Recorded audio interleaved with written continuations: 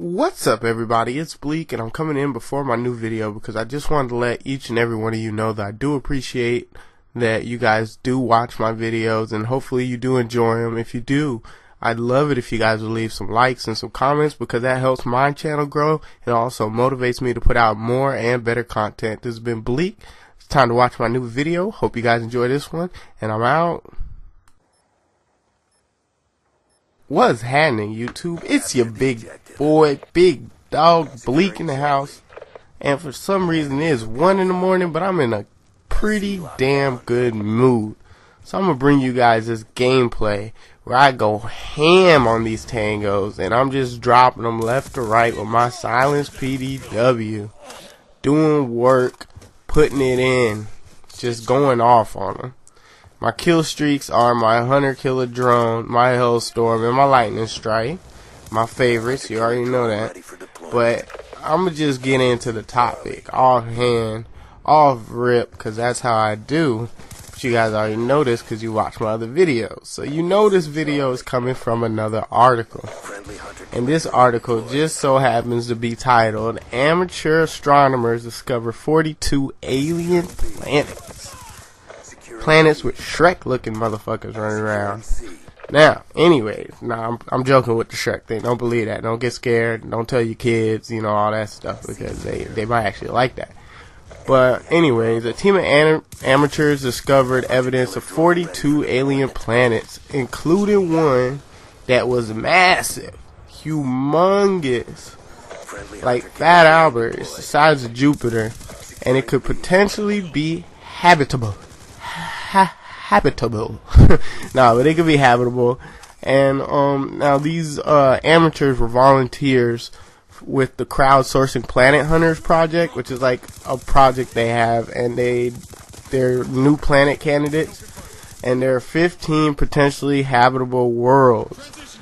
And one of them, it's like they're named with these odd numbers like PH2, PH1 and stuff like that, but the Jupiter-sized planet could be in the habitable.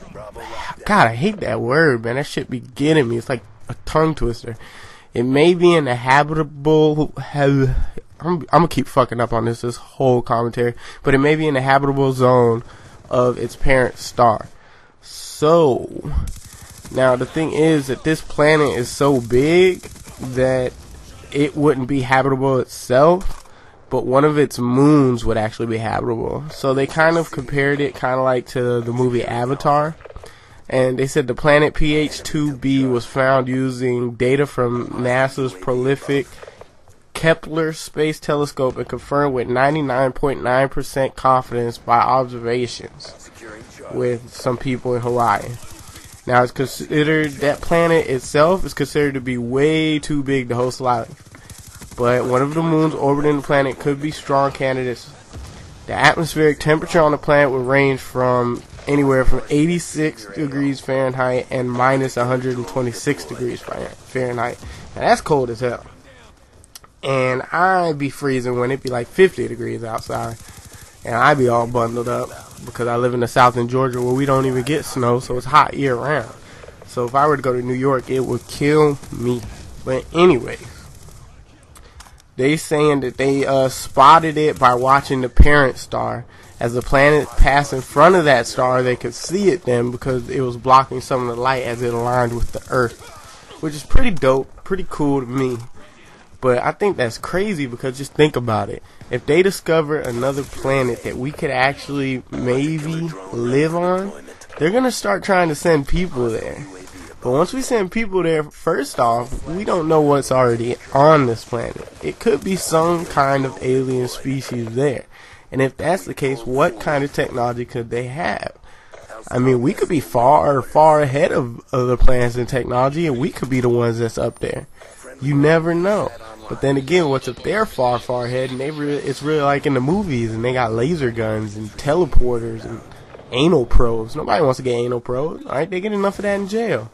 We don't need no more booty holes being hurt, being violated. No one likes to be violated, especially not by an alien. But as I was saying, how would you guys feel about maybe living on another planet? Like, if they were sending out volunteers to go see how it would be to live on another planet, would you be a volunteer? Would you be one of the people to go?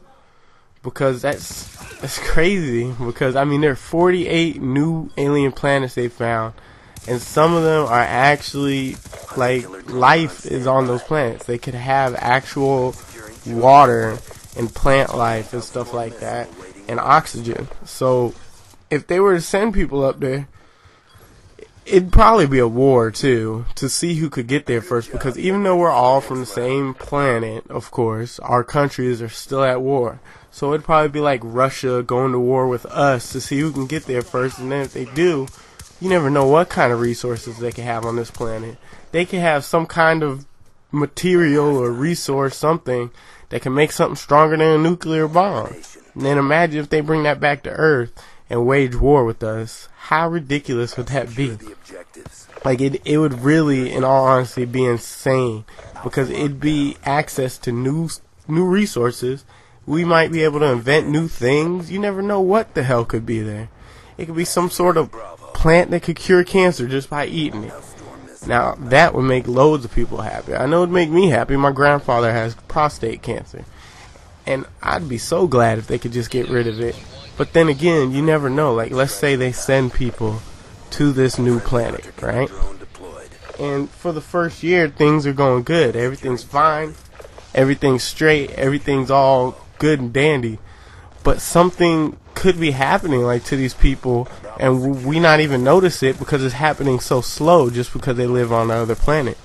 Like, would we mutate into something else just to get used to their conditions? Because obviously, as you saw, the weather isn't the same. It gets a lot colder on that planet than it does here. So would our bodies adapt to that over time, or would it just be too harsh from the get-go for us to adapt to it and we just die? And if that's the case, would we bring technology to this new planet to change the temperatures, to make it more for us to live in, so it's more like home? And I mean, it's just ridiculous if you think about it, because there are so many other planets out there in the universe. I mean, because this is just one universe out of many. What if there is other life forms on different planets, and what if we could travel to these planets? I don't think we'd get along at all with aliens, because the kind of race that the humans are is just, we're greedy. We want everything for ourselves. We want to conquer everything. So if we run into another race, I guarantee you we'll go to war with them, and that'd be dangerous, because, like, if you've ever seen any of the movies, I can't think of none off the top of my head where an alien race comes to the Earth and attacks us, or we wage war against them. It's ridiculous. They always have lasers, and there's these big superhuman monsters and stuff. But what if it's not even like that? What if they're smaller than us? What's if their technology is as good as ours, and we do overcome their race? Then we'd put them to work. We'd do all kinds of crap. Use up all their resources. We'd probably deplete that whole planet of anything that it had that's good. But of course, if we were smart, we'd replenish all of that over time. So I want to know what you guys think about just alien invasions, finding other planets, and living on another planet. What would everyone think? How would that be? Like, what does that tickle your fancy? Does it not tickle your fancy? Because I know I'd be one scared motherfucker, and I would not volunteer to go to another planet. Not like as one of the first. I'd want to see what happens to other people that go there first, and see if after a couple of years they're still alive and everything's all good. Because I'm scared like that. I don't care. I'm not good when it comes to new conditions and changing things and stuff. I'm going to just let this gameplay roll out for you guys. Like I said, I went 63-7 this game, I'm pretty sure. I was going ham on them. They didn't know where I was at because of silencer, so I kept picking up a lot of kills because of that.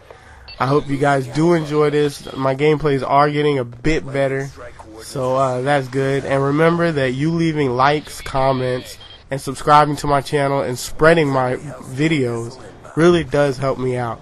So this has been bLeeK, guys. My voice is getting really hoarse. Hold on. Whoa.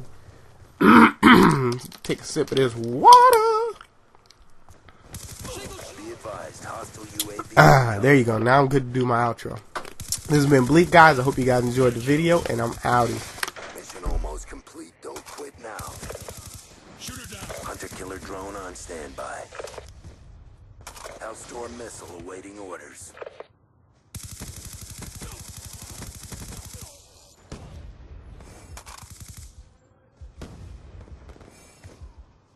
Losing B.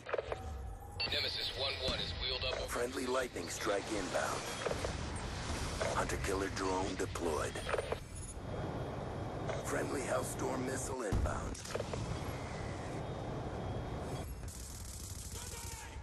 Securing A. Sticky out! All flags secured. Hold your positions. Hunter-killer drone ready for deployment. From south, 8 seconds. Hellstorm missile on standby. Negative EKIA.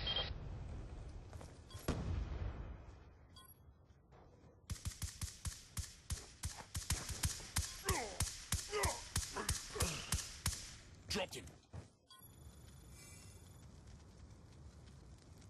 Brought the pain. Time to get paid.